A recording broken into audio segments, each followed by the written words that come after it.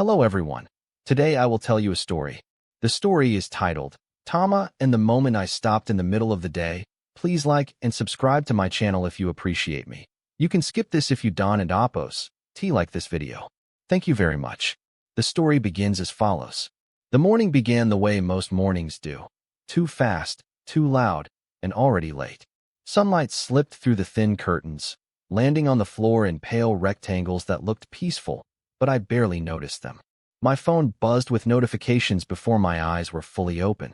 Messages, reminders, unfinished tasks from yesterday that had followed me into today. I sat up, already thinking about what needed to be done next. At my feet, Tama lifted his head. Tama is not a big dog, and he is not dramatic. His fur is soft and slightly uneven, the color of warm sand after rain. One ear always folds a little more than the other, giving him a permanently curious look. He doesn't bark much. Instead, he watches, carefully, quietly, as if every small movement of mine is a sentence he wants to understand.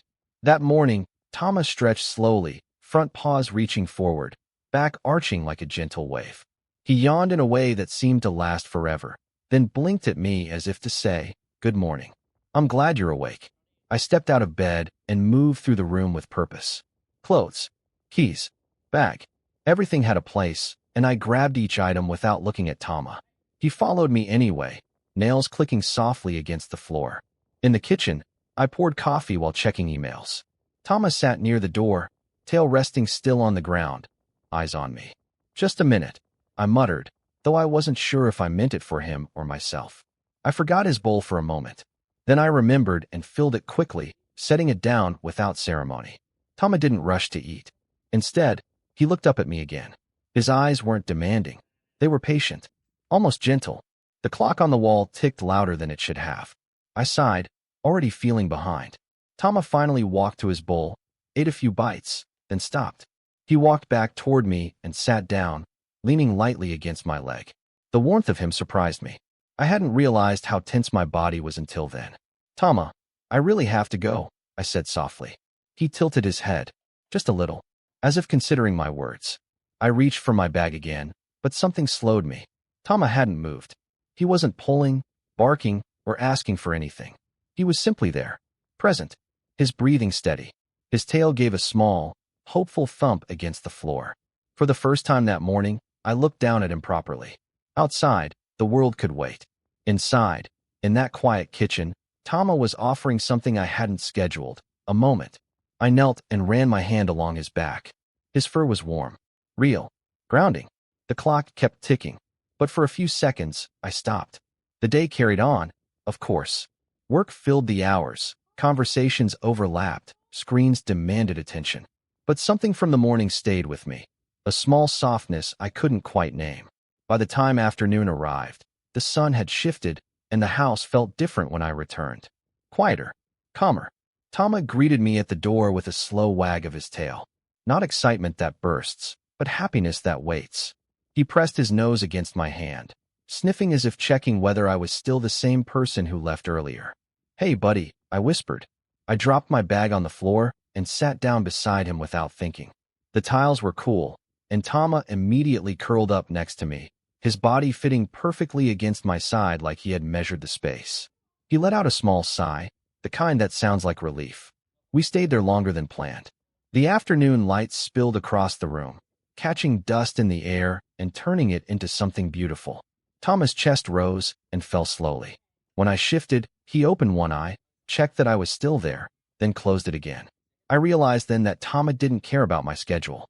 He didn't know what emails I had answered or which ones I hadn't. He didn't measure the day in productivity or success. For him, the day was measured in closeness, in shared silence, in knowing whether his human was nearby. I reached for my phone, then stopped. Instead, I watched Tama. His paws twitched slightly as if he were dreaming. His ears moved at small sounds from outside, a passing motorbike, distant voices, a bird calling from somewhere unseen. Yet he stayed relaxed, trusting, safe. I wondered how often I rushed past moments like this, how often Tama had offered them without asking for anything in return.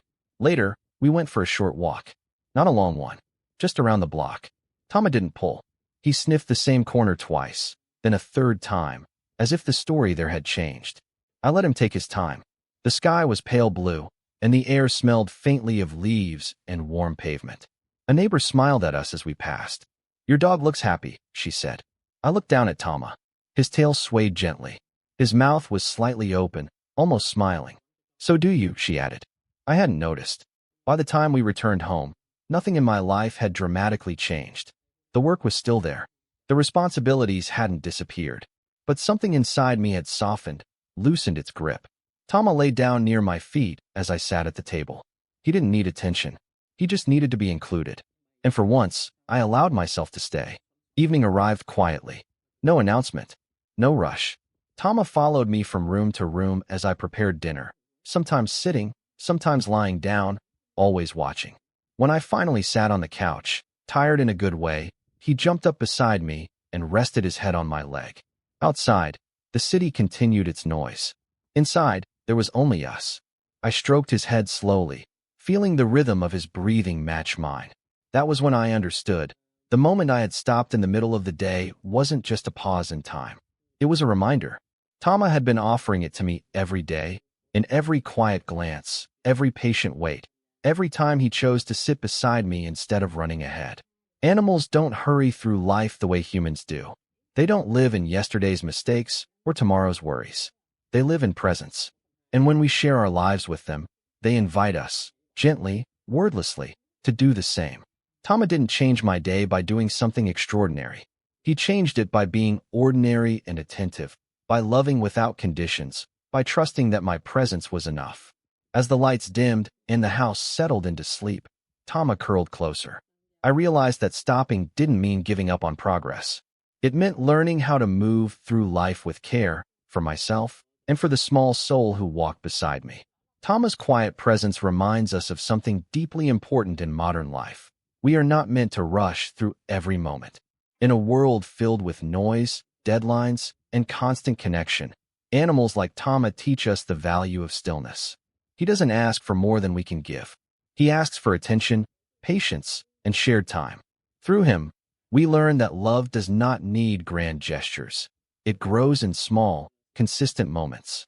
The relationship between humans and animals is built on trust and mutual care. When we slow down for them, we also slow down for ourselves. Taking a few minutes to sit with a pet, to walk without checking a phone, or to simply breathe together can restore emotional balance and reduce stress. Animals sense our emotions even when we hide them, and they respond with honesty and warmth. In daily life, we can apply Tama's lesson by creating small pauses, listen more, observe more, and be fully present with those who depend on us. Respect animals as companions, not accessories. Care for them responsibly, gently, and with gratitude. By doing so, we build a kinder world, one where humans and animals grow together, connected by empathy, patience, and quiet love.